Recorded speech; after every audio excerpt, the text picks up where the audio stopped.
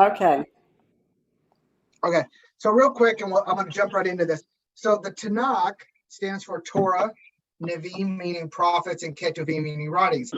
In your Bible, if you have like a King James or NIV or English Standard Version, the book of Daniel is put into the prophets.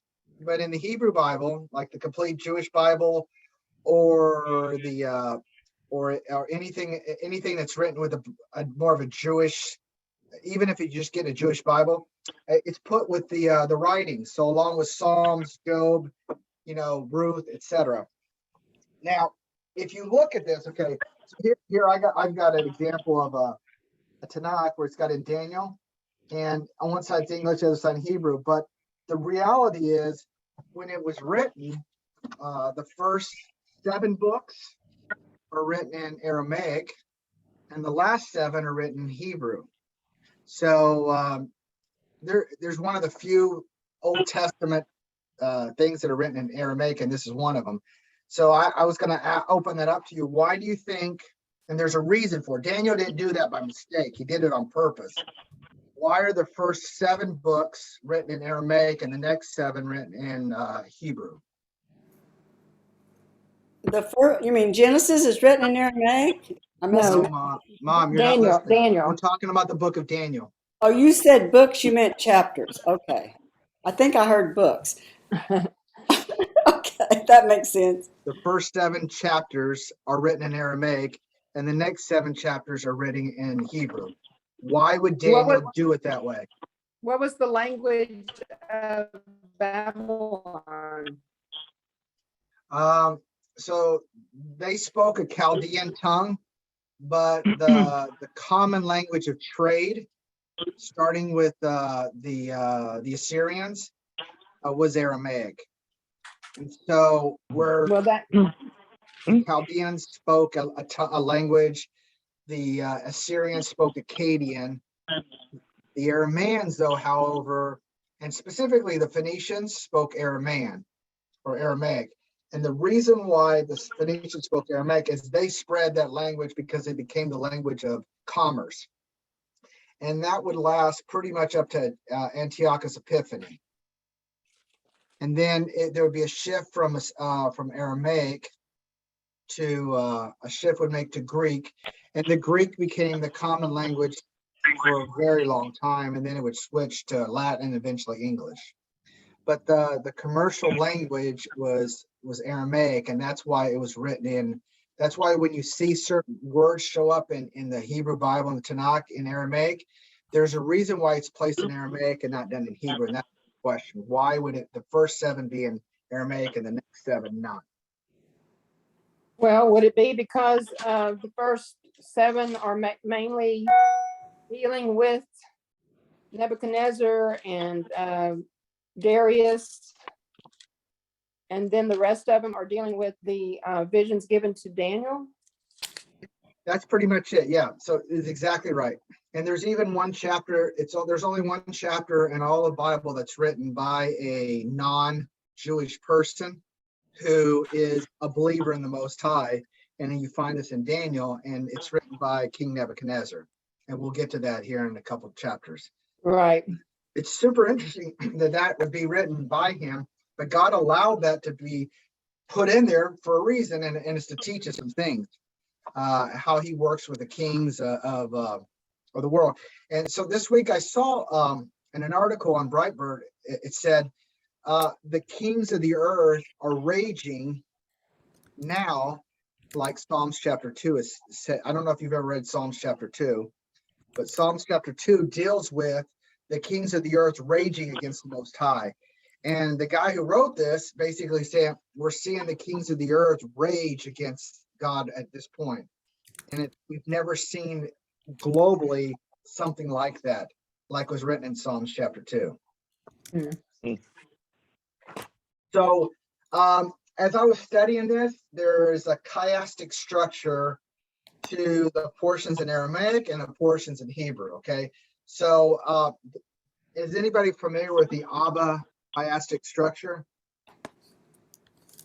So you'll have a theme would be A1, and then B1, and then C1, C2, right?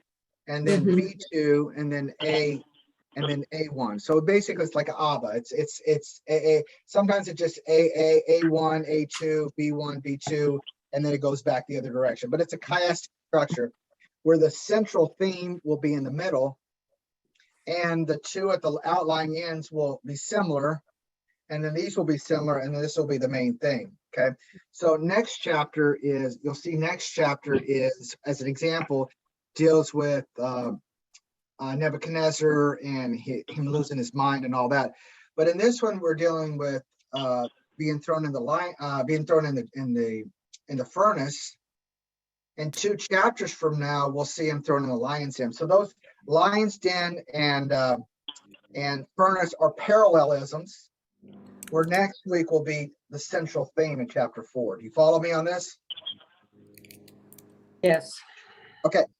So the reason for chiastic structures, does anybody know why we have chiastic structures? What's the purpose for it?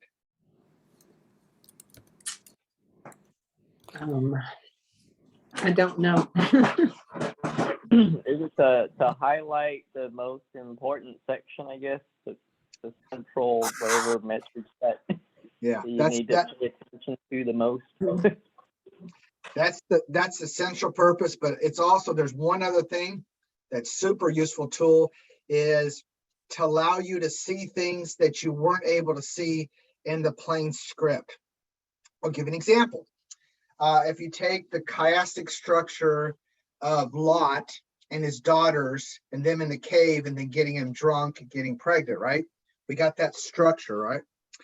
And then if you take the structure of Noah getting drunk and then getting and then being naked, being basically something happens, and then Canaan getting cursed, those 2 things are chiastic, or identical, and it's almost uncanny. So in the story of Noah, it doesn't give you full details, but in the story of Lot, it gives you details that allow you to see a window into the other story.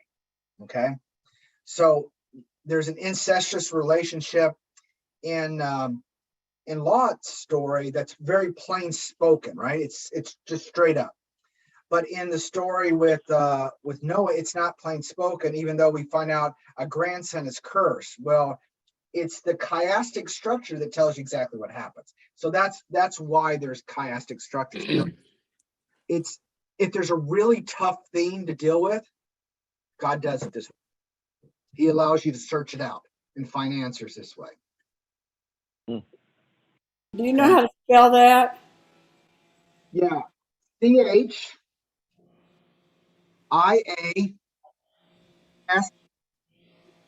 CHIASTIC, chiastic structure. I think I have it. Look, let me see here. Give me just a second. No. Tony Robinson does a lot of Oh, teaching yeah, on structure. So, he does. yeah, that's it. So that's Tony Robinson. Tony Robinson, right? Yeah. That's one of his books. That's Man, his I've been book on wanting the to get chiastic. those. Yeah, Are they I got good? it from one. It's amazing. He goes into great details on chiastic structure. Even he spends a lot of time on Daniel and the chiastic structure.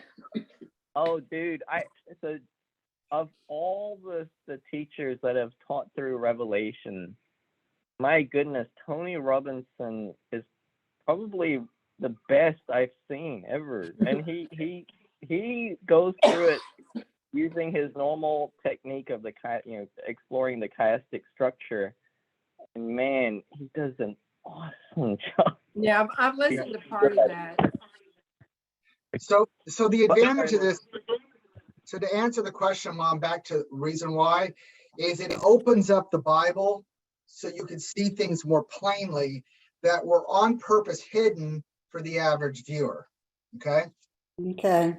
Why God does it, I don't know why he does it, but the entire Tanakh, okay, back to the original point, the entire Tanakh, everything in here has chiastic and parallelisms, the whole thing. So when you start, so if you get stuck on some of these things in Daniel, default back to the chiastic structure because it can open some windows up for you. Okay. Okay, so before we get started, which chapter in the Bible is a good parallelism to this chapter? We're on what, 3? Daniel 3. Which chapter in the whole Bible is a good chapter to use as a reference for this one? So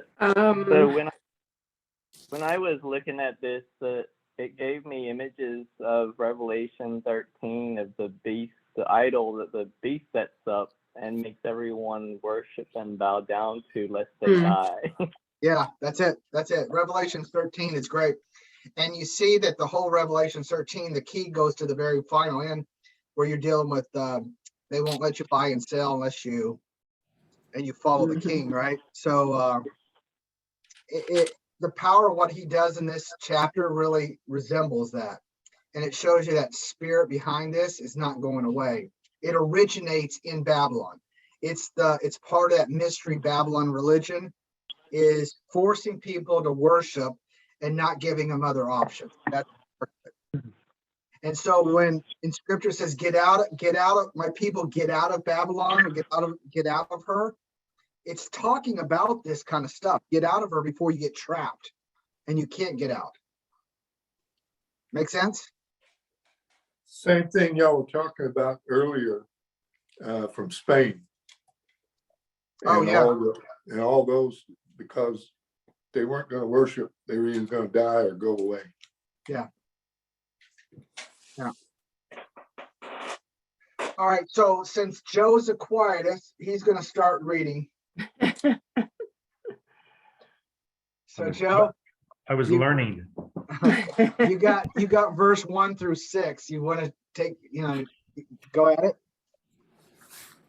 Sure, boss. King Nebuchadnezzar made an image of gold 60 cubits high and 6 cubits wide. He set it up on the plain of Dura in the province of Babylon. The king Nebuchadnezzar summoned the satraps, prefects, governors, counselors, treasurers, judges, magistrates, and all the authorities of the provinces to come to the dedication of the image which Nebuchadnezzar the king had set up. Then the satraps, administrators, governors, counselors, treasurers, judges, magistrates, and all the authorities of the provinces assembled for the dedication of the image that King Nebuchadnezzar had erected. They stood before the image that Nebuchadnezzar had set up. Then the herald loudly proclaimed, "You are commanded, O peoples, nations, and languages, that when you hear the sound of the horn, flute, zither, lyre, harp, pipes, and all kinds of music, you must bow down and worship the golden image that Nebuchadnezzar had set up.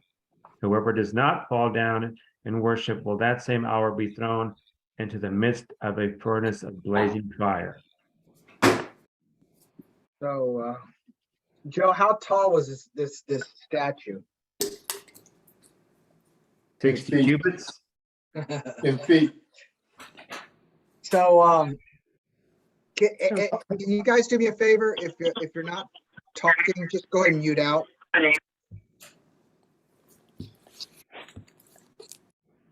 We're talking. Okay. All right. So there's 3 cubits, and this is something really interesting. There's what's called the Gentile cubit or the Egyptian cubit. There's the royal cubit, and then there's a secondary cubit that's used for the common people in construction. Okay, and so the cubit that's basically used, Joe, it's basically from here to here. Okay, roughly that's how it's a length of roughly the Egyptian cubit was about almost 19 inches long. Okay. And then there's one that's used in common construction, which is about 22 point something cubit. And then the royal cubit, which is used close to the Holy of Holies in the holy place and in the inner courtyard, that was called the royal cubit, and that was 23.5. So in scripture, when it gives you dimensions about the holy place and the Holy of Holies, it's using a royal cubit. But when you have references to things that the Gentiles use, it's usually about 18.9, somewhere in that range. So basically that, okay? So there's 90 of them. It comes to roughly 90 feet. So, Mom?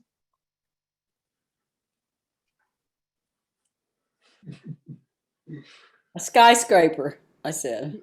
Yeah, it's big. Where is the plains of Dura? Does anybody know that? I read that. I want to know where the plain of Dura was. No. Did you know? What verse? First or second? Dura.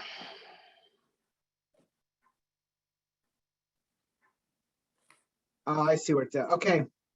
There's the Shinar plain, which is further south near Ur, and this is closer to Babylon.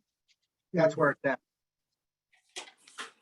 So if you look at a map, you see where Ur is. Ur is where they located it, and that's kind of further toward the Persian Gulf, toward the south. And that's where Nimrod built his statue. You go, that's called the Shinar plain. If you go up further north toward modern day Baghdad is close to the Dura plain. It's almost where the two rivers come the closest together before they separate back out. All right, so kind of an interesting where they put this. So why the 90 feet? Like, is that a significant number? 90? Well, it doesn't say, it says 60 cubits. Now 60 is an important thing, because remember the Babylonians, they created the base 60 as their mathematical system. So if the compass, which is, our compass is based on Babylonian math, 360 degrees, the minute and the hour is based on 60. That's all Babylonian influence. So this being a 60 cubits means 60 was the thing that their base number that everybody can be multiplied into. The factor of their math was all based on base 60. Okay. We today use base 10 for our math, but they use base 60. Now, why is that important? Only to me, that means that if there was a certain thing that people are going to go back to, it means there's Babylonian measurements and things that they do that they'll be going back to that system that they're using. I think that's the thing, but it's clearly a mathematical system of 60 that they're using, Joe. Okay.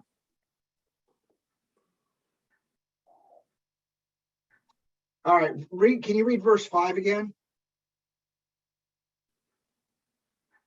You're making me work today, dude.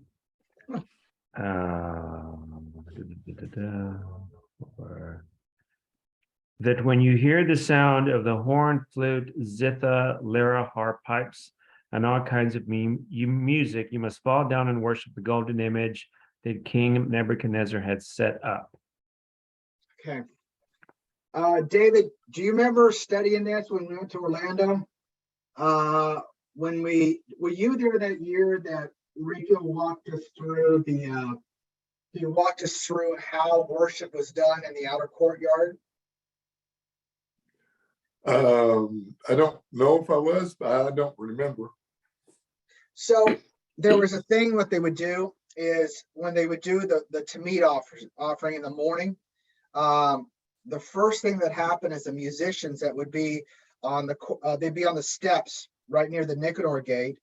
They would be playing. So you would literally have flutes, horns, harps, and lyres, and all these things would start playing their music. And then the Levitical choir would begin singing the psalm. The people would recite the prayer. They would get to a certain part in the prayer. And if you read your Psalms and it says Selah, if ever you read Selah, at that point, they would stop and pause the music, and everybody would get on their knees and bow forward and bow toward the Holy of Holies. Okay. It was completely synchronized to music like this. So when I read this, at the time you heard the sound of these musics, and in symphony with all kinds of music, you shall fall down and worship. That's exactly how the temple service was set up in Jerusalem. Identical. So What about Is that- Johnny Carson in the evening talk shows? They do that da-da before he comes out. where is this? I didn't hear the first part, Mom. I was talking about the evening talk shows. Johnny Carson, they used to play that loud music before he came out, you know. Nothing's changed. Nobody here on this thing, and maybe Betty knows about Johnny Carson. Oh, yeah, thanks a lot, Robert. Sorry. I'm just kidding. Now, was that being done when they were taken into captivity? Yeah.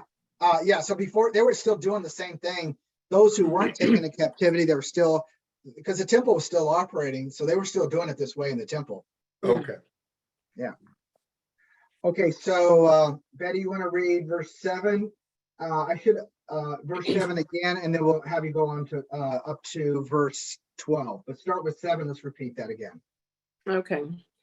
Therefore, at that time, when all the peoples heard the sound of the horn, flute, lyre, trigon, psaltery, bagpipe, and all kinds of music of every language, fell down and worshipped the golden image that Nebuchadnezzar the king had set up.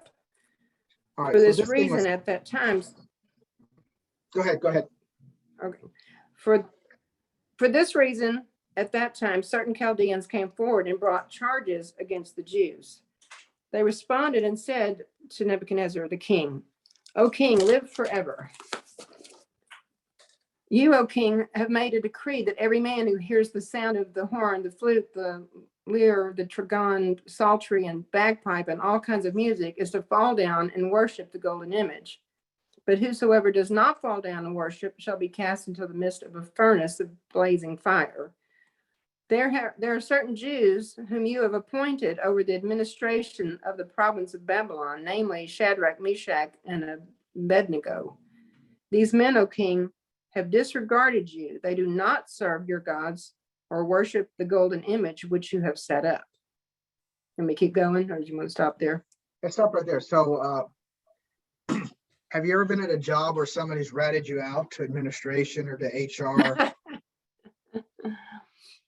Jealousy prevails everywhere, but I would say be prepared to be turned into officials soon.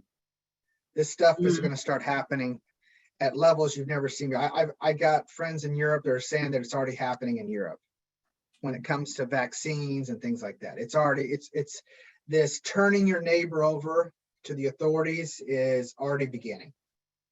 Yes, So, in the United States, it's beginning. They're trying to incorporate that into law for Christians or anyone called a Christian. They're trying to work that language in to accuse and to bring those under some sort of authority. yeah. So one of the things when we were studying Torah a long time, we were studying about the Canaanite people. The Canaanites had installed into their legal system, into their laws, immorality. Homosexuality became legal, incest, bestiality, all kinds of abominations that in Leviticus, when you see in Leviticus, I think it was verse 17 or 18, I believe, he starts off right at the back telling what an abomination is before he gets into what's holiness, right? And so in those things, he's dealing with a culture. He's trying to separate a culture that legalizes these abominations and embeds them into their legal code to a culture that is going to legalize holiness and separate themselves out. And so what's happening, as you can see in our country, there's this argument now is they want to legalize and they're going to do what they did with Roe versus Wade, legalize abortion, make it a national law where everybody has to forced to do abortion. They're going to do the same thing with homosexuality. Now, we have been so desensitized to it that we got Republican governors and Republican senates that will go along with this. We got senators who will go along with this because they no longer want to oppose the homosexual community. Even though it may be small, they're not going to do it. And so what's going to happen is we're going to embed in our legal system things that God calls an abomination, and then we're going to have to deal with it. So in Canada, it's already happened. So if a preacher gets up and says you need to repent and turn away from your sins, and here's the sins, he can be brought off to jail. We've seen in Sweden it's happened in Canada, and it's coming to us if they legalize it into a legal system. Here in Babylon, they were legalizing and forcing idolatry, and you are forced to worship something. And as we'll read here in chapter 13 of Revelations, this is not just a casual thing. This is to get the people of God, the people in the kingdom, to really not just trip up. This is to get us to claim our loyalty. We're either going to die for God, or we're going to surrender to the enemy and become part of that. So that's the choice is coming soon. And we're not far off from this, because the people that we would call conservative are not conservative, many of them, because they don't have God's laws in their heart. So what do you think these men that are tattling, so to speak, on Meshach and them, what do they have to gain from this? I mean, they could have just let that go. Their position, I mean, they could have just let it go and just ignored it and not brought it up to the king. He would have never known about it. Their positions. They want their jobs, because these men, along with Daniel, were given. They want their positions. Okay, gotcha. I got you. And that's generally what happens in most jobs. They want your job. Mm. So I was going to say, as it pertains to the end times, what Yeshua had stated in Matthew 24, as far as these people turning on one another. In 24:9, it talks about then they will deliver you up to tribulation, put you to death. You'll be hated by all nations for my name's sake. Many will fall away and betray one another and hate one another. So that kind of tells me it's within the congregation, because they're falling away and betraying one another, hating one another, because of lawlessness. Because lawlessness will be increased, the love of many will grow cold. So that he kind of paints a picture for, like Rob was saying, be prepared to have people turn you in. And from my understanding, what Yeshua is saying, it's people that know you, people, even brethren, right? That people you would consider brethren, but they fall away, which is what Paul talks about in Thessalonians. There'd be this great, massive falling away from the faith, because once persecution comes, and the fire, your faith is tested by fire, that shows what what's left, right? That's that burning away the wood, hay, and stubble, and seeing what's left. If there's anything precious there. yeah, that's why I think it's important as teachers and as Bible students and people who have influence.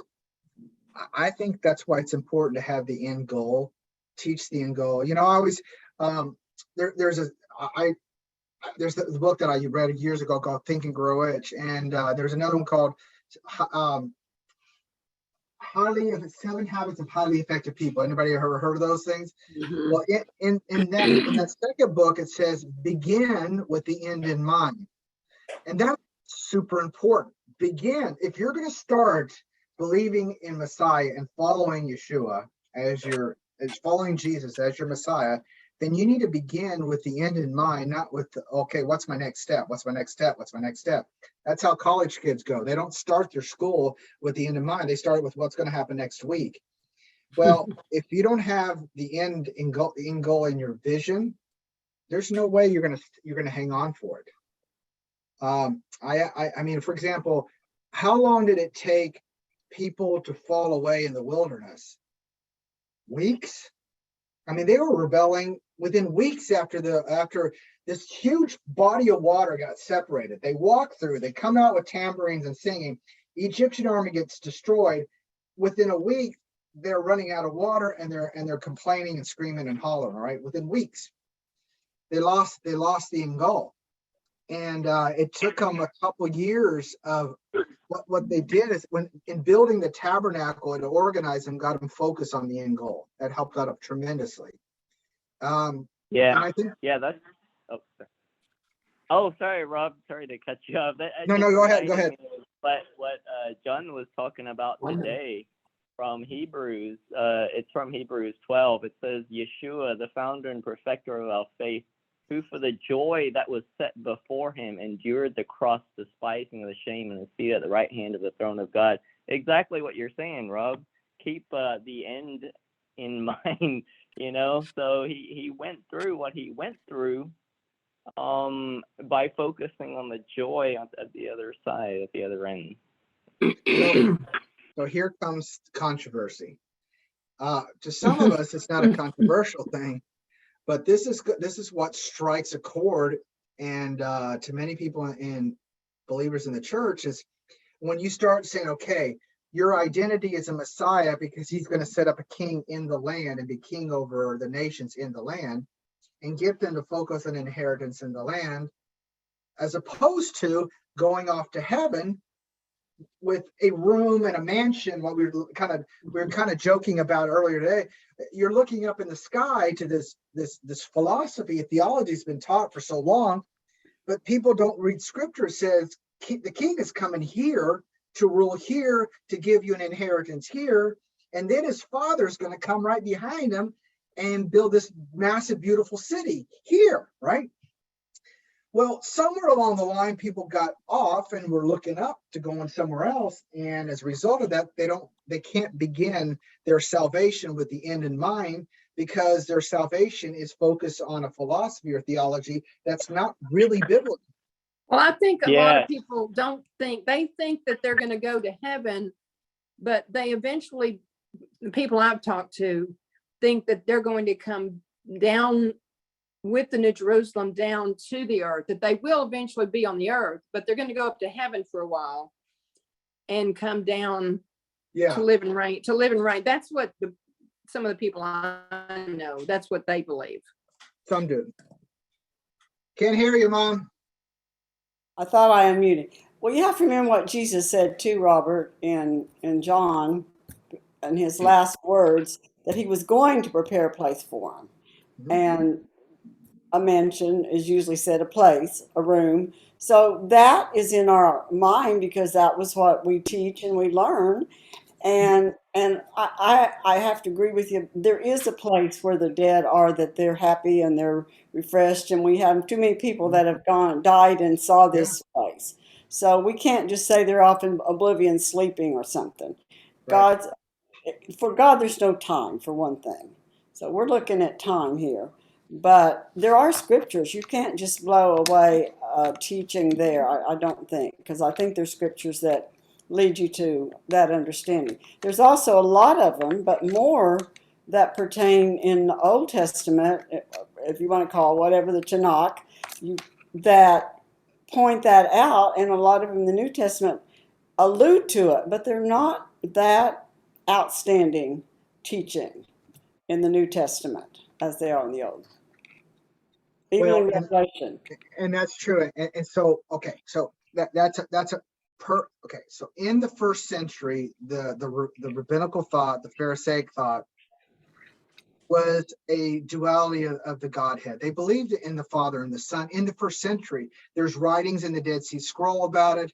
It's contained everywhere, right? And my point is, okay, and the reason why they backed it up is Daniel 9, where they see the duality, the two thrones, they see the Father and the Son, they see that. So there was a body of work and a body of writings and teachings of a Father and a Son. But when they saw so many false Christs come in the first century and rebellions and temple being destroyed, that in the Middle Ages, the rabbis developed a human Messiah, someone who was not divine. And they changed the way they saw things, and it evolved. My point is, the book of Daniel says certain things, but it's not explicit. It implies, and so a lot of it's left up for us to interpret these things. Okay, but to me, the idea of having an inheritance, the seed of Abraham getting an inheritance from the Euphrates River to the Nile River and the Garden of Eden, once was Eden, in the garden, right? To get that, to me, that's so explicit. It's plainly written. It even gets to the point of telling you, here's the north boundary, here's the south boundary, here's the east, here's the west, right? So to me, it's more explicit, the inheritance that God has prepared here, than something that's alluded in isolated verses. Just my opinion. I'm just saying like that. Well, you have to I- know that people do not preach or teach on the Old Testament. And in fact, I'm trying to teach Genesis, and Genesis has been the most attacked book in the Bible and undermined our foundation of Scripture. But you can't hardly find any preaching out there that is really good on Genesis. You can find the first two chapters of chapter 1, are isolated here. But that's been my thinking. And I started listening to some of the so-called conservative, like I mentioned, Dr. John Walvoord. I couldn't believe what he was teaching on Genesis. Absolutely. And Well, so I go there back. we are. I go back and listen to something Rico said. He said John Walton is a great source, but there are things that are a little out there. I remember him saying that about 7 or 8 years ago. He said John Walton is a good guy to follow through, but there's certain things that and you're gonna have. And so this idea of, eat the chicken, spit out the bones. So you gotta sometimes do that, and you gotta let the Spirit of God kind of guide you to some things. Well, I'm just saying the point is, if you're a person looking for understanding of there's a lot more on creation in the 8th days now, because they are going back to the Hebrew language and looking at it more seriously. That's I found a lot of that, but we don't know the Old Testament, Robert. The people that grew up in the church do not understand, nor do they identify with the promises of Israel. So it's a re-education thing. But I It don't is. think you can just go out and throw out heaven, because I think Jesus talked about it. And he used the word heaven in the translation. That's all we have. That's real clear to us. So that's my point. Yeah. For what it's worth. Could I mention something real quick, because this is you all know I haven't been part of the Messianic movement very long at all. It's only, I don't know, not even 2 years. I'm only like a year and a half. So I'm still an infant in all this. And you're absolutely right, Mrs. Jones. I mean, I was completely ignorant of the Tanakh, the Old Testament scriptures, and I think many Christians are. And I think this is where so much confusion, misunderstanding comes in, because a lot of the detail of what happens in the millennial reign is covered by the prophets in the Old Testament. In the New Testament is very light, extremely light on details of the millennial reign. That's where the confusion comes in, is the illiteracy of the Old Testament and the prophets. As far as what Yeshua was saying, he says to his disciples in John 14, look, I go and prepare a place for you. I will come again. I'm going to come again, and I'm going to take you to myself, so that where I am, you can be there too. And where is it that Yeshua is going? He's going to Zion, to Israel, Jerusalem, exactly. So he's saying, look, I am going to prepare this place for you where I'm going to be, which is Jerusalem, Israel, and there you can be there too. And that's Ezekiel 47, where when he comes back, he divides out the inheritance, and he's like dividing by lot, and he's giving out the allotment to his children. This is your inheritance. This is what we have to look forward to. This is the goal. Being with Yeshua, being with the Lord. It's in the land. It's in the inheritance. For us. You're not going to convince any Christian of that, really, because Mom, Jesus went up to heaven, and that's what we remember. That's where he went. So that's where we're going to be, because that's where we saw him go. He's coming back to get us, to take us where he went. Yeah. And we don't see it didn't say that. It didn't say that. I already said it. I'm saying that's what we see. But I'm not disqualifying what you said, because even in the Lord's Prayer, he says, thy will be done in earth as it is in heaven. Now that to me speaks, and that's something we talk about a lot. And so if we're looking, he wants his will to be done. There's nobody here that thinks that his will has ever been done yet. So, but What my original point was, if we're going to be teachers and elders and leaders, and we're going to have to give something to shoot for, something they can grab onto so they don't fall away. We don't see, the whole purpose is for them not to fall away when there comes tribulation. If you know what you're pointing toward, what you're going toward, what's coming, then you'll hang on 3.5 years. What's 3.5 years? It's nothing. It's a twinkle in time. another point there, Robert, and this is what I tell my friends now that I'm looking at things from a different perspective. We have taught the tribulation. Even I listened to he's Jewish, Baruch, Dr. Baruch. He teaches in Jerusalem. He's a wonderful teacher, but he even mentioned in he didn't go into detail, but it sounded like he was teaching or believing in the rapture. And so that's what we have had in our heads and been taught. And you're not going to get that erased, that we don't have a good basis for understanding the rapture. So they're not teaching coming back here because they're thinking about being raptured out. And they're not thinking about 3 years are going to go through this. So what I have to tell them, this is what I'm starting to tell people. Okay, that may be true, but it may not be true.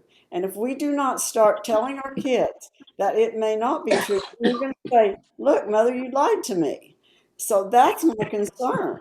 And that's the way I don't think we're going to have anybody that's going to start to look at this in a new way. Well, you're right. It takes two personalities.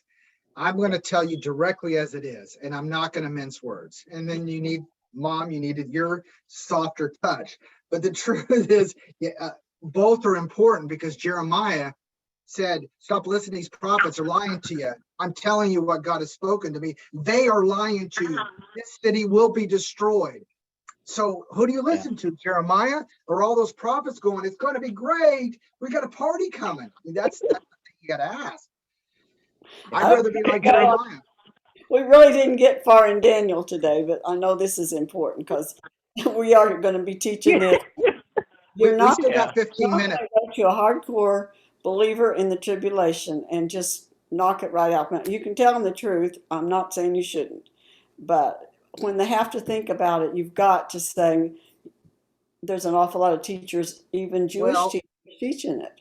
But I start first teaching where's your identity in Messiah. Okay, that's where you got to start. There is a problem with your identity. Your friend that you're going to be on a call with in a couple hours, he has an identity issue. He thinks that these denominations, his identity is in the denomination that he's associated with, because they got the greatest truth, or he found the most truth there. But the scripture doesn't tell us to find our in our sect, either Pharisaic or Sadducee or Zealots. It doesn't tell us to be our identity there. It's to be part of the seed of Abraham. That's where our identity is. And when we're speaking that, we teach identity, then they will understand that they are partakers in the blessings of Abraham. If not, they're going to grab on the doctrines of men. And that's what Yeshua came in the first century to get them to quit thinking about doctrines of men, because that's confusion. Yeah. And I think all these labelings of groups just causes division. When they ask who we are, we should just say we're the house of Israel. Yeah. What do you associate? We're the house of Israel. I wanted to mention, and Mrs. Jones, you touched on some fabulous points. For me, study of eschatology is one of the primary things that got me out of the Baptist church, because I realized how deceived we were. And I think one of the key things, one of the most unfortunate doctrines, is the pre-tribulation rapture. I think that is going to be one of the main causes of this great falling away that's about to happen. Once persecution comes, so many have been taught so wrong about it that when it hits them, just like Yeshua says in Matthew 24, they're going to turn on each other and they're going to hate each other. As far as the rapture, absolutely, I agree with you. I think Paul is clear in Thessalonians and 1 Corinthians 15. There's going to be a rapture event, a catching away, a catching up into the air with the Lord. But if you, so this is one of the best teachers about this, from the Christian side, mind you. He's the one who opened my eyes about it. John Piper, he does it so well. It was quite a while, a long time ago when I listened to his take on the rapture. But he's saying they use for that is going up to meet someone like halfway, like someone's coming to you, and you're going out to meet them, and you're coming back together. It's not a taking up to heaven. So the way the Christian teaches it is, look, hey, we're going to rapture, we'll be with him in heaven forever, whatever. Yes, there is a catching away. Paul is clear about that. That's in Corinthians. But the Hebrew or whatever, I have to look at his study. It's been a long time. But John Piper, you all know he's a famous Christian preacher. And he doesn't believe in the pre-tribulation rapture at all. But he teaches it the way he sees it, and it's fabulous study. And he says it's the word for this is a meeting halfway and coming back. Well, Okay, so here's an example in the story of the prodigal son. The father goes out to meet the son, right? And then he brings him back to the ranch. So he doesn't go meet him out there and then go somewhere else. He brings him back to the home, the place where they belong. And that's a reference to the 10 tribes, the other brother. You got the house of Judah sitting there with the father, obedient always, right? With bitterness because his brother is getting this favor. But the father goes out to meet the prodigal son, which is the house of Israel, and bring him back into covenant in the house, in the ranch, in the hacienda, if you want to use a Spanish word. So that's a perfect example, man. I've never heard it like that, but that connected some dots for me just now. well, That's awesome. in the history of the church, tribulation as catching away a pre-trib, that's very new. But the problem is it became so popular in the 80s, and that's what this generation grew up with. And to me, it was probably the worst thing that ever happened to our evangelical calling and mission, because it's like you listen to people, oh well, I'm so glad when the rapture comes, I'm just waiting to get out of here. But that's not our job. Our job is to be missionaries while we are here. So I just think you're right. It's a trick or a tool of Satan that got our mind off of, and my grandma didn't believe in it. In fact, I told my sister, I said, Grandma she just believed that when Jesus caught us up, we would be a part of his army to return. That's the way my grandma and old-time Nazarenes interpreted it. So, but I believed in the rapture. I was taught, and John Walvoord was one of the teachers that really teaches it wonderfully in his book on Revelation. And I think that is a kind of a dangerous teaching, because I have a friend, we were talking about a Revelation study that we were in, and she said, well, I'm not really concerned about that because I'm not going to be here.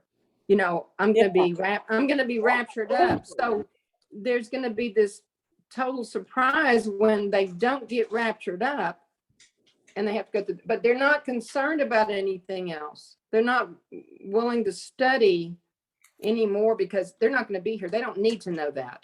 That's right. So and if they study it well, they'll see that the rapture happens at the end of the tribulation, not the beginning. And so they're gonna go through it first, then get raptured up. So let's jump back in it. All right, Joe, you read, Betty, you read. Matt, can you read 13 through 18? Good discussion, by the way. Okay, 13, it says, Then Nebuchadnezzar, in rage and fury, gave the command to bring Shadrach, Meshach, and Abednego. So they brought these men before the king. Nebuchadnezzar spoke, saying to them, Is it true, Shadrach, Meshach, and Abednego, that you do not serve my gods or worship the gold image which I have set up? Now, if you are ready at the time you hear the sound of the horn, flute, harp, lyre, and psaltery in symphony with all kinds of music, and you fall down and worship the image which I have made, good. But if you do not worship, you shall be cast immediately into the midst of a burning fiery furnace. And who is the God who will deliver you from my hands? Shadrach, Meshach, and Abednego answered and said to the king, O Nebuchadnezzar, we have no need to answer you in this matter. If that is the case, our God whom we serve is able to deliver us from the burning fiery furnace, and he will deliver us from your hand, O king. But if not, let it be known to you, O king, that we do not serve your gods, nor will we worship the gold image which you have set up. Could I keep going? Then Nebuchadnezzar was full of fury, and the expression in his face changed towards Shadrach, Meshach, and Abednego. He spoke and commanded that they heat the furnace 7 times more than it was usually heated. And he commanded certain mighty men of valor who were in his army to bind Shadrach, Meshach, and Abednego and cast them into the burning fiery furnace. Then these men were bound in their coats, their trousers, their turbans, and their other garments, and were cast into the midst of the burning fiery furnace. Therefore, because the king's command was urgent, and the furnace exceedingly hot, the flame of the fire killed those men who took up Shadrach, Meshach, and Abednego. And these 3 men, Shadrach, Meshach, and Abednego, fell down bound in the midst of the burning fiery furnace. Then King Nebuchadnezzar was astonished, and he rose in haste and spoke, saying to his counselors, Did we not cast 3 men bound into the midst of the fire? They answered and said to the king, True, O king.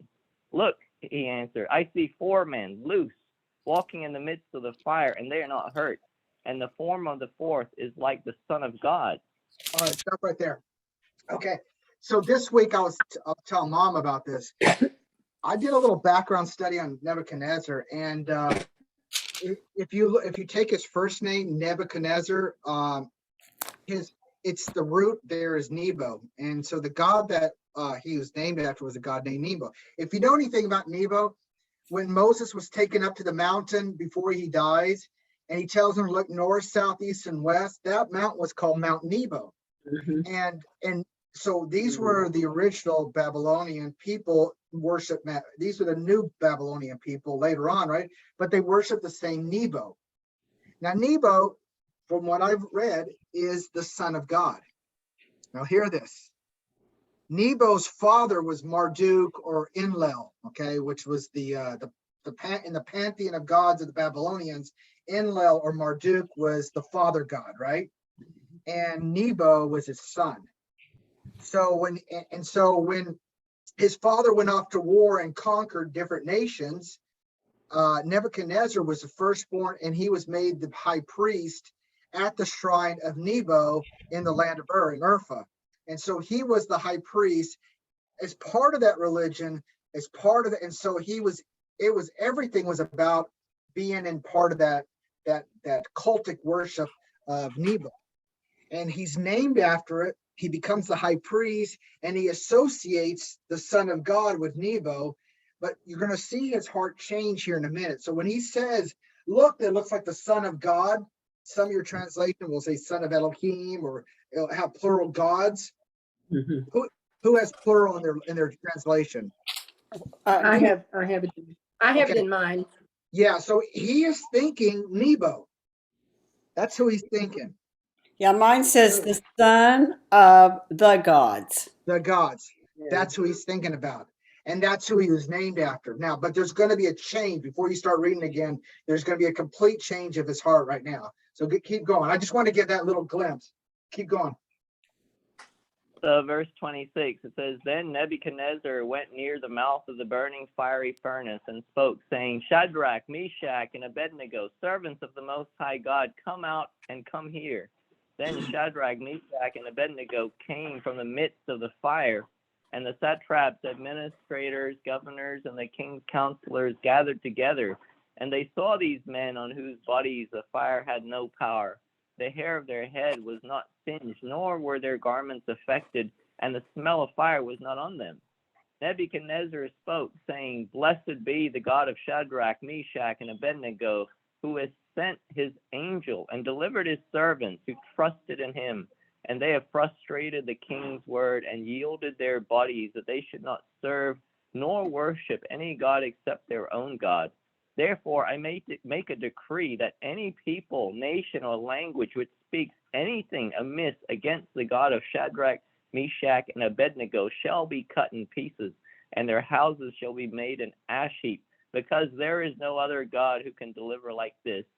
Then the king promoted Shadrach, Meshach, and Abednego in the province of Babylon. Right. All right. So when they came out of the fire, that's when he had a heart change. See, before he said, "Oh, it's the Son of God," right? But then he's like, "Uh-oh, this is not just they are in the fire.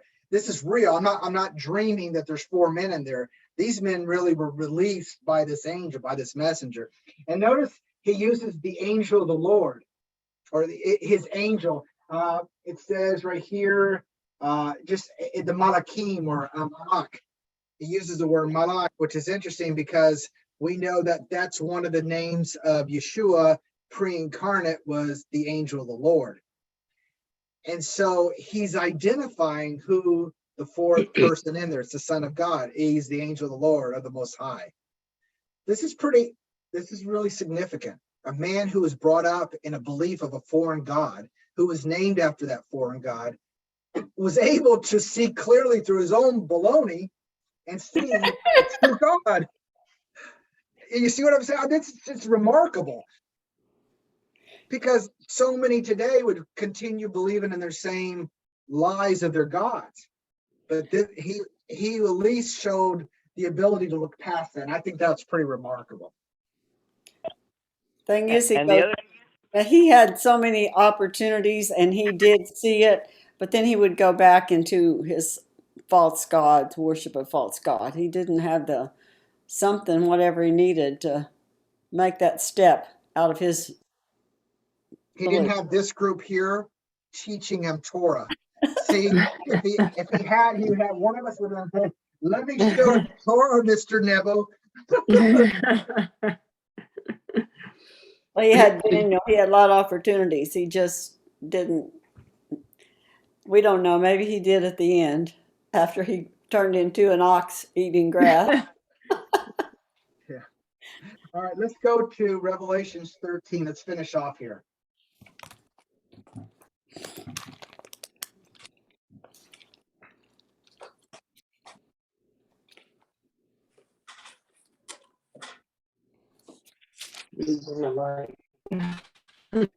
Go to verse 11. All right. Who has not read? Mom, you want to read this? You haven't read, right? Okay, start with what verse? Verse 11 through 18. Okay. I saw another beast coming up out of the earth, and he had 2 horns like a lamb, and he spoke as a dragon. And he exercised all authority of the first beast in his presence. And he makes the earth and all those who dwell in it to worship the first beast, whose fatal wound was healed. And he performed great signs, so that he even makes the fire come down out of heaven to the earth in the presence of men. And he deceives those who dwell on earth because of the signs which it was given to him to perform in the presence of the beast, telling those who dwell on earth to make an image to the beast, who had a wound of a sword and has come to life. Let's stop right there, Mom. All right, so in modern history, in the plains of Dura,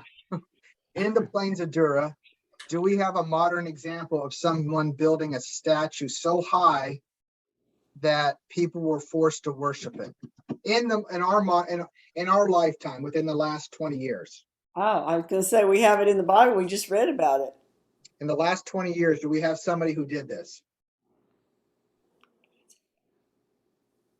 And you're talking about in the same place that Nebuchadnezzar? I have no clue. I don't know. That would have to be in Iraq. Would it have been Hussein? Yeah, Saddam Hussein built a statue that's almost about, I think it's about 60 feet high. Really? That statue, yeah, and it's in the same plains of Dura. It's just south of Baghdad where Huh. that thing's built. And if you remember, when they dragged it down, when they dragged that statue down, they got on the statue, all the people, and they beat it with their shoe.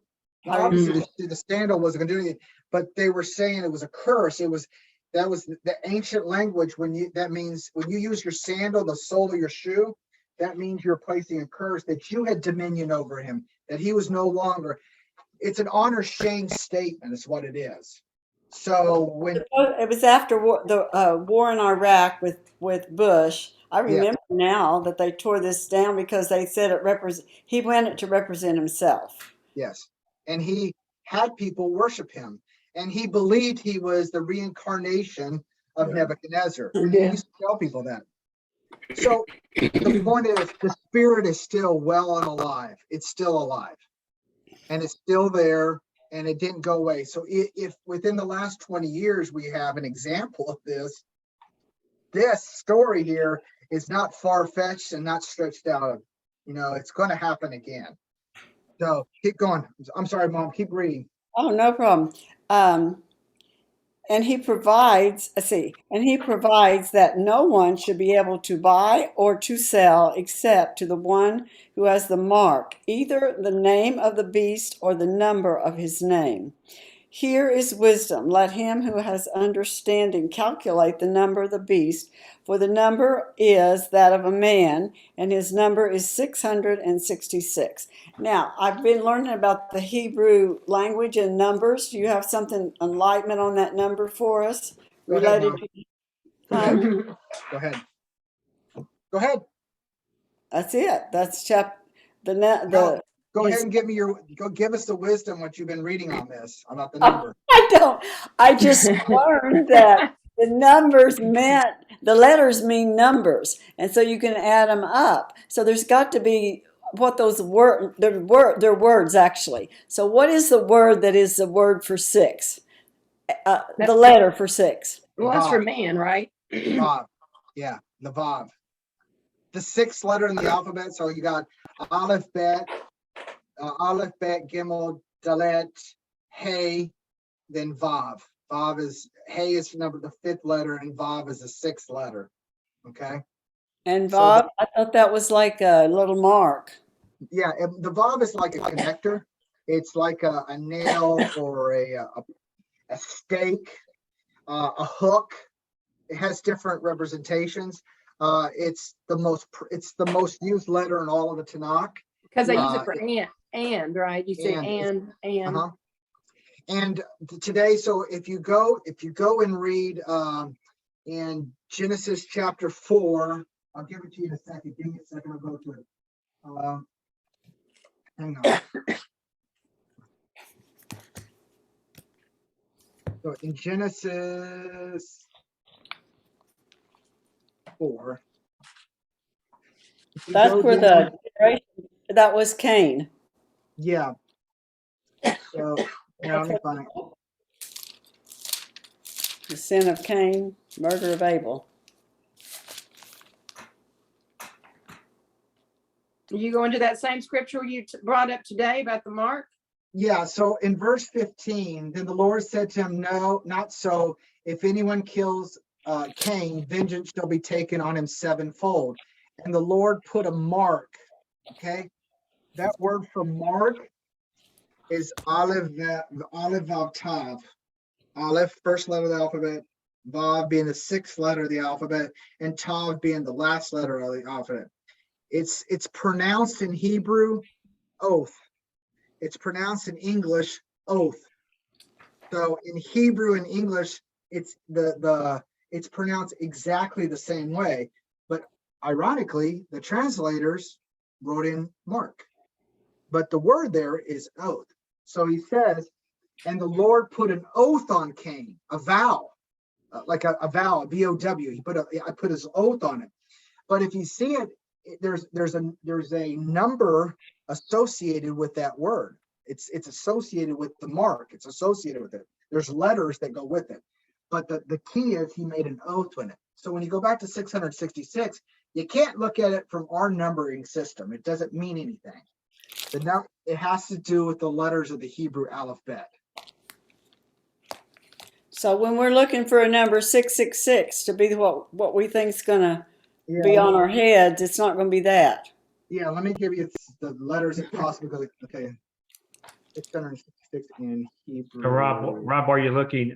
So the fact that Solomon was given 666 talents of gold is nothing. It doesn't matter. It's just a number, right?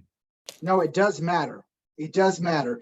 And when you dig deep, okay, so it does matter in the sense that if we're trying to search something out, okay, we go look and find, okay, what letters are associated. The problem is, here's the fundamental problem with it. We have a big language barrier that's in front of the students, and that's Greek. It's totally in our way because people actually believe that the book of Revelations was written in Hebrew, in Greek. It may have been translated in Greek, but it was originally written by a Hebrew who would have written it to Hebrew people in the language of Hebrew. And so We don't have any originals showing that at all, though, but we do have some Greek manuscripts. So where are these Hebrew manuscripts? Well, first of all, it's in the grammar. And when you know Hebrew grammar, you know so much of the New Testament, other than the epistles, is extremely poor Greek grammar. We do very poor. And we know that except for the epistles, right? All the other books are written in perfect Hebrew grammar. Perfect. So Totally missed that. well, of course, yeah, of course. And so when you're looking at this, we can't be looking for Greek numbers. We can't look for our numbers. We got to look for a Hebrew letters, and those Hebrew letters will give you the clue on that. Does that make sense, Joe?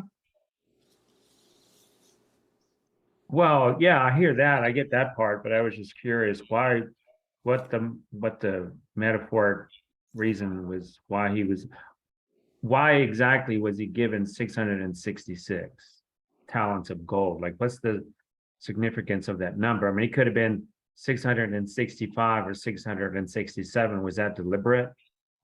Yeah. So, okay, this is off the top of my head without thinking too much. I mean, without not going into depth study. If you look at Solomon, right? When Solomon's amassing that gold, is he amassing that gold in that scripture for the temple or for his building projects? His building projects, and he was not under God's will for what he was doing. At that point, when he got the 666. So it's a humanistic based number. It's based on the number of man. It's for power, wealth, fame, notoriety, honor for himself.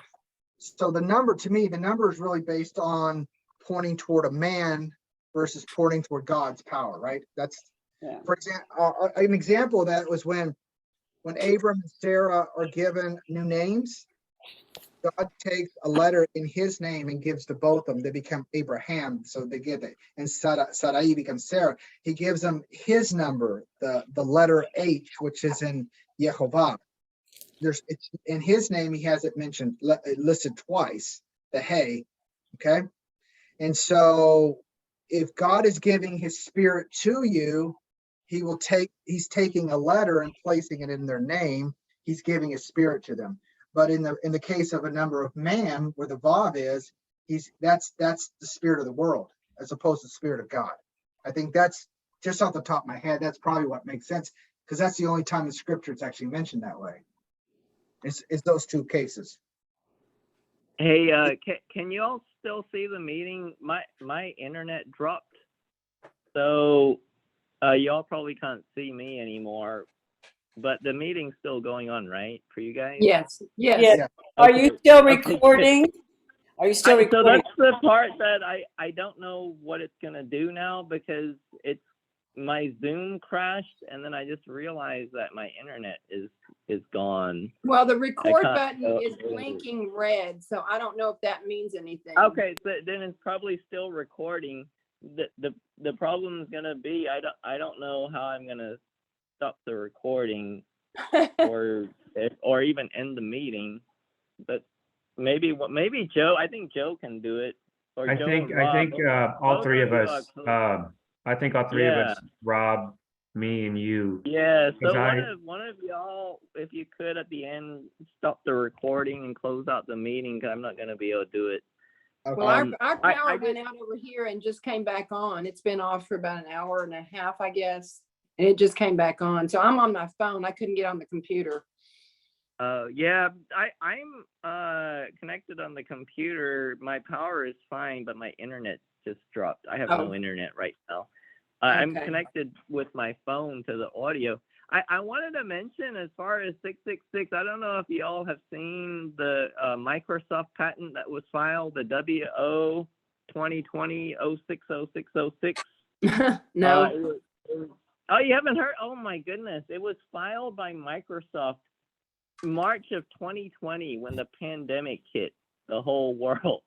And it talks about this cryptocurrency system that will be tied to some sensor on your body and will determine whether you get access to your currency or not. So talk about the parallel to what we're reading here in Revelation 13 about he's going to control all buying and selling. That's the patent right there. It's like so in your face.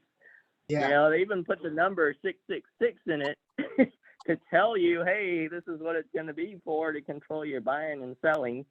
So you know the foundation is being laid right now for this to come about, this Revelation 13 passage.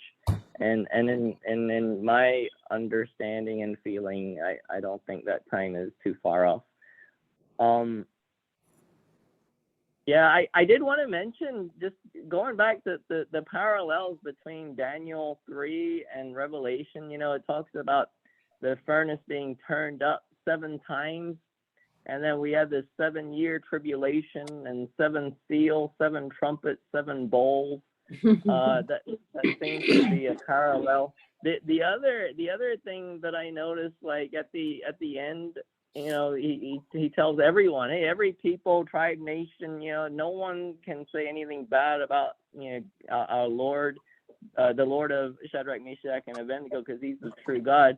That's parallel to the end too. You know, in Isaiah 45, it says, I myself is sworn, from my mouth has gone out in righteousness a word that shall not return. To me, every knee shall bow, every tongue shall swear allegiance.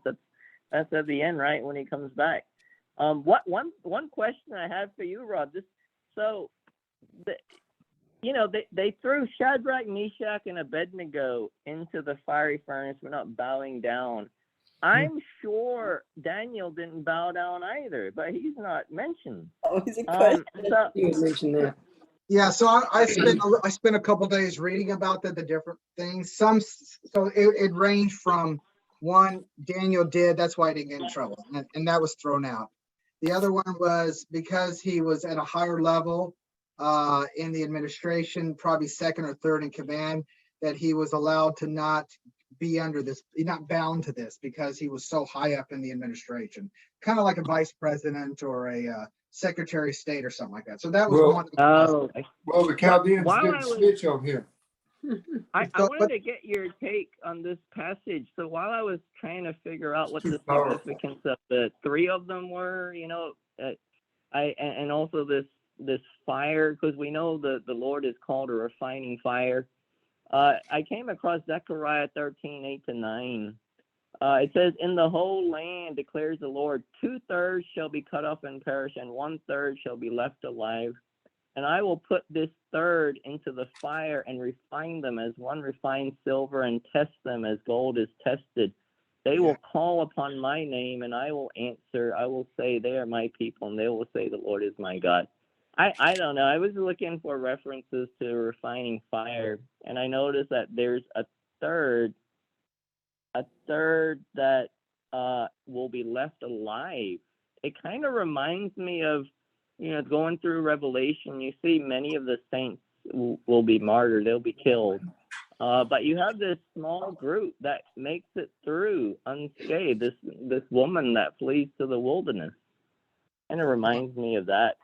Well, But I before don't you- know if Zechariah 13 is the end So time. before you go on that to the woman, and when you read that, okay, so it's a really important concept. All right, remember, John is writing to a Hebrew audience. He's not writing to a Greek audience, and he's definitely not writing to us today. Okay, so he has churches, but those 7 churches, most of those churches, or at least half or a third, are all Jewish in nature. Okay, that are in the diaspora. Remember, the most likely the temple's been destroyed, so many of them are in these 7 cities. And so he's got synagogues or home churches that he's speaking to. So his audience is not Greek, and his audience is definitely not Roman, and it's certainly not Babylonian. Okay, he's got a Jewish audience. So when he begins using a lot of this imagery, we have to make sure, we have to go back into the Tanakh and say, what images are used in the Tanakh that resemble what he's saying in Revelations? They cannot be disconnected. So this term of the dragon, right, keeps being mentioned, the dragon is a reference to Leviathan, which we find in Job chapter 40 and 41.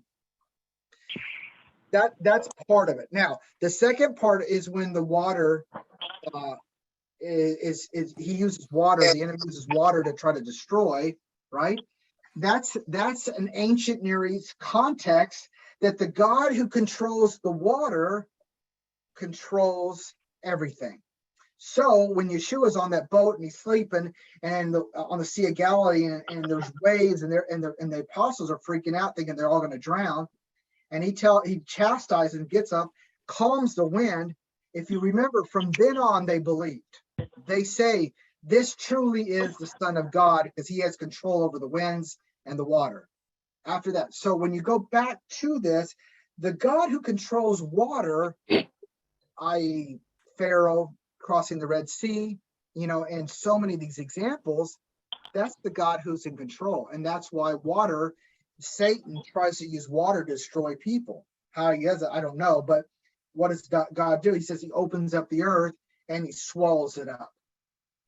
So I was just trying to see if there was significance in the number 3, that 3 of them went into the fire and came out alive. I wasn't sure there's significance there.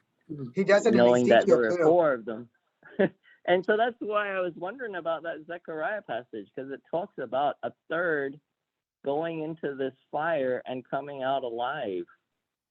Yeah, So if you look in Ezekiel, when he talks about the 10 tribes, the house of Israel, he says a third are destroyed by the sword, a third are destroyed by fire, and a third survive. Right? He goes into the third. He does that interesting. same, he used that same. Oh, I didn't know that. Yeah. So what's that passage in Ezekiel? It's I'll find it, but I think it's in chapter 8, I believe. Oh, I see. Wow. I think.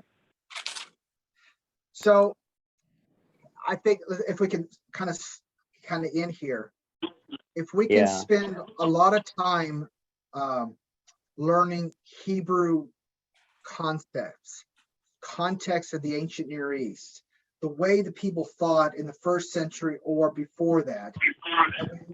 If we do that, we can study the book of Daniel and Revelations with a clear thought, clear mind, and be able to see things clearly. When we try to impose a Western modern ideas that we've learned over the last couple of 100 years, we're gonna lose our ability to see things clearly. So I would say, as we go into next chapter, is the theme of the first chiastic structure in chapter 4. As we study that, before we get back here, learn what chiastic structure's in. See if you can see how there is a theme in the first 6 chapters, and let's talk about that next week as we get into it. Okay. Any questions, comments, or anything? Back to the warning about the beast and 666. It says that either have his name or the number of his name. Yeah. Does that mean his name is going to be Hebrew? Not necessarily, but it could be Semitic. Okay. We had a president, 2 presidents ago, who had a what? Barack A Semitic name. Obama. Barack Obama. Yeah. And I'm not saying anything other than his name. He had a Semitic name. Okay. That was an interesting observation. I guess that's David, right? Yeah, that was David, yes. Yeah, that's I He didn't doesn't never wanna even be seen. He won't be seen. when he speaks, we listen. He doesn't. He's Whatever. the hand from Adam's family. Yeah, there you go. I didn't know that. Didn't know it up there. Okay, All stop right. that. Hey, Joe, I wasn't able to record. Did you got it recorded? I didn't do anything. I just logged on, but well, I think because you and I and Matt were admin, I think as Yeah. long as we're plugged in, it still keeps going. But I don't know. Yeah, one of you two will have to stop the recording and close out the meeting because I've been kicked out of the meeting completely. So. Please ask the host to give you permission to record. So I just press a button. I think I've lost it. It was still recording when I was connected. Can you get back Like in? it should be. Let me see. I can see a button that says stop recording. Oh, then Yeah, you got it, that's what Joe. you want to You do. got it. Yeah, you want to stop recording. Yeah. Okay, you guys are making me work today, so I don't like that. Michael, Michael. I always want to call you Matt. Michael. I'd like to talk to you about something when we go off Zoom, if they're off the discussion, if you'll stay on a minute with me. Oh, sure. Yeah. Okay. Or do you want? All right, Joe, go ahead and end the recording. Oh. Okay, Mazel tov. Mazel tov.